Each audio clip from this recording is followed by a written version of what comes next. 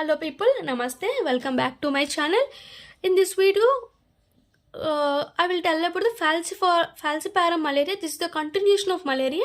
In previous video, I discussed about the clinical features of benign malaria. In this, I will discuss about the clinical features of malignant malaria. Malignant malaria means falciform malaria is a malignant malaria. Generally, in falciform malaria, we can see sequestration of parasite will occur. What is meant by sequestration? See, sequestration of parasite will occur. Wait a minute. Okay. Generally, in sequestration, what is sequestration means? It leads to cytoadherence. First of all, cytoadherence. Cytoadherence means when the endothelial cells are present, the infected RBC will attach to the endothelial cells by using PFEM. PF means Plasmodium falciparum erythrocyte membrane protein. See, when the infected RBC binds to the endothelial cells, which is mediated by PFEM1. PF means Plasmodium falciparum erythrocytic membrane protein 1.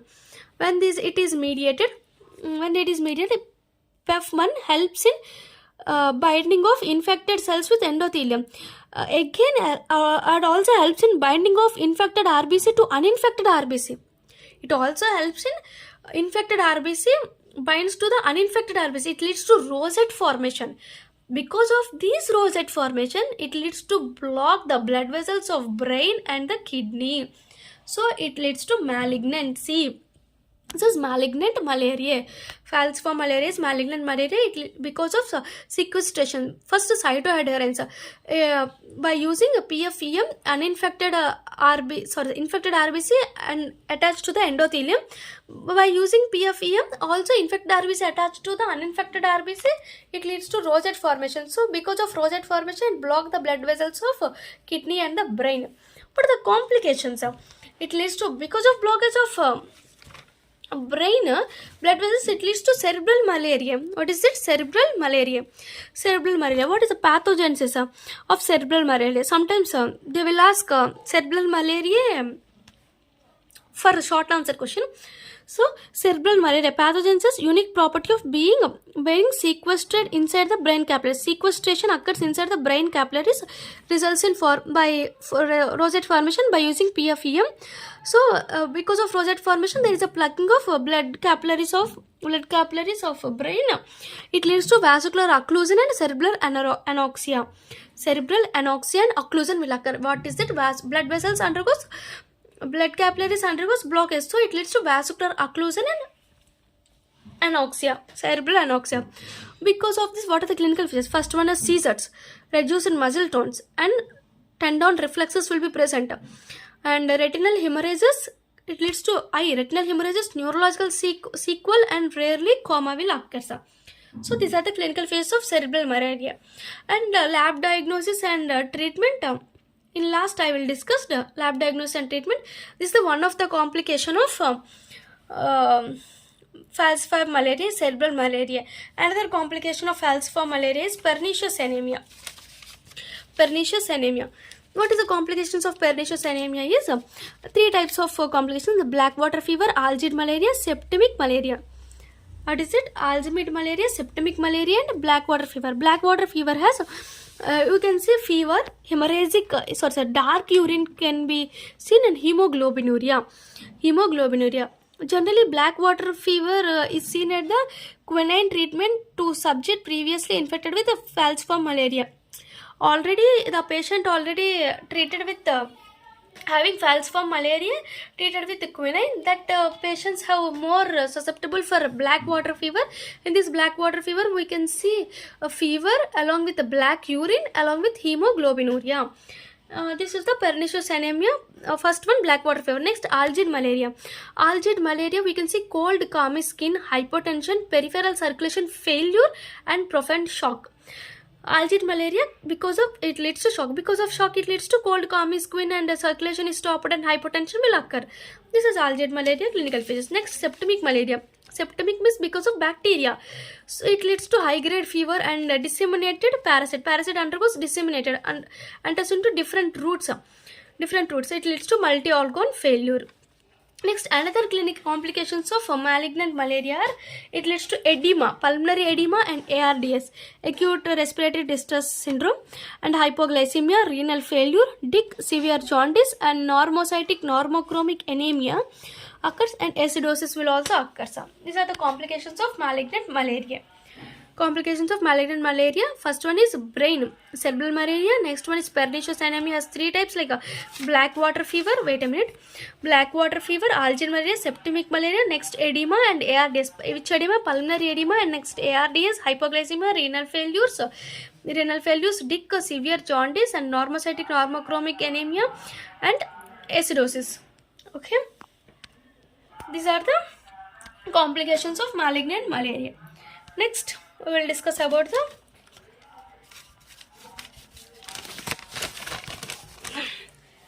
chronic complications of malaria. What are the chronic complications of malaria? Are tropical splenomegaly syndrome, which is tropical splenomegaly syndrome. Next, nephropathy, quantum malarial nephropathy. Next, to promote Burkitt's lymphoma. These are the complications of chronic complications of for malaria. Or first one is splenomegaly, tropical splenomegaly syndrome, nephropathy, malarial nephropathy, quantum malarial nephropathy. Next one, Burkitt's lymphoma. These are the chronic complications. We can see malaria in because of blood transfusions in pregnancy and children also we can see malaria. But the lab diagnosis of malaria. Lab diagnosis of malaria is, there are 2 types of lab diagnosis. Which one is microscopic and the other one is non-microscopic. So in microscopic we can see peripheral blood smear like thick smear, thin smear. This is the gold standard test. In thick smear we can see detection of parasite, which is malaria or not, we can detect.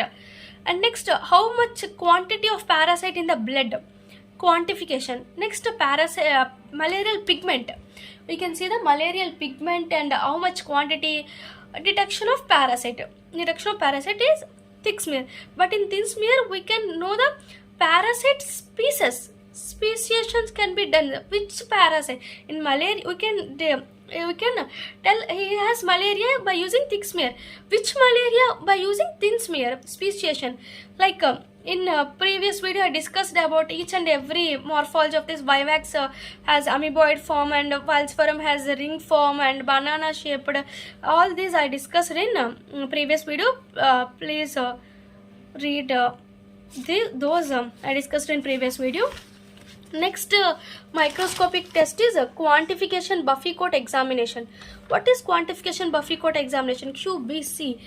Already this acridine or this test tube take the blood of 60 ml, which is coated with acridine orange with internally coated by using fluorescence or centrifuge. After the centrifugation, both this centrifugation examined under UV light, we can see brilliant green dots. We can see the green dots, brilliant green dots. This is one of the QBC test. Next is this fluorescent microscopy test. We called Kawamoto technique. What is this Kawamoto technique? Kawamoto technique is called fluorescent microscopy test. In this, here we can take in test tube. Here we can take the smear using blood and again acridine orange slide by using fluorescence. We can see again green stained nuclear DNA. Here also brilliant green dots. Here DNA is a green stained nuclear DNA. Which are the microscopic test?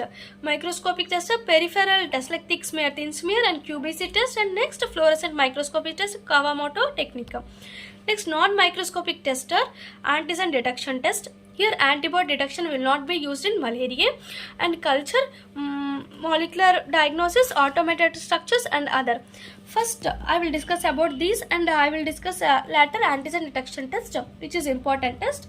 So first of all, culture we can use using RPM 1640 medium for culture. Molecular diagnosis like PCR and RT-PCR. Next, automated methods are also used. Other methods in malaria we can see leukopenia, means WBC count is decreased and ESR level is increased. Normocytic normochromic anemia we can see. Hypoglycemia also see. Hypoglycemia, normocytic normochromic, ESR level increased, leukopenia. So I will discuss about the antigen detection test. Wait a minute, antigen detection test. Oh shit, sorry. This is the antigen detection test. In antigen detection test, antigen detection by rapid diagnostic test, antigen detection by using 3 LDH, aldolase, histidine rich protein 2, parasite LDH. By using LDH, LDH has 2 types of LDH, pan LDH, PF LDH. Pan LDH for all species, antigen detection for all species, whereas PF LDH only for falciform, Plasmodium falciparum. Next, aldolase for all specimens also. Again, histidine rich protein 2, HRP2, only for falciparum. How we can antigen detect? How you detect them by using? How we can antigen detected means, first of all, we can take the nitrocellulose paper. In that nitrocellulose paper, we have first T1, T2 controller and absorbent pad. This is from this absorbent pad. Here we can use sample collection. Wait a minute. Okay, this T1 is for antibodies for falciparum. T2 is for antibodies for all species. Control is for control antibodies. So this is the antigen detection test. Rapid malarial test. First, when we drop this blood here, then we can get a controller. This is negative test. If we get at a T1, it is falciparum. If we get a T2 band is for all species, but not falciparum, any other species. If we get T2, T1 and control, all these are bands are present, then it is mixed type, a falciparum with all species. So it is a mixed type of antigen, mixed type of malaria. What are the advantages and disadvantages of these? Advantages is sensitivity, prognosis of the disease, helpful for marker and severity of the disease. How much severity? If falciparum is more severity, so prognosis, which stage is there, marker in pregnancy, like sensitivity. Advantage. Disadvantage, it does not differentiate the non-falciparum, like non-falciparum has malaria, ovale and vivax. We can't differentiate this, and no gametocytic detection will not be present, and it is very expensive also. So this is the non-microscopic antigen detection test. Okay. So this is the culture, this is molecular diagnosis, automated methods and leukopenia. Yes, sir. What's the treatment? Treatment is Vivax. In Vivax, chloroquine, primaquine used. In falciparum, primaquine, artemether is used. Severe malaria, artemisinin derivatives is used. Okay. This is the long answer question for malaria. Thank you. Please subscribe my channel and please support us. Thank you.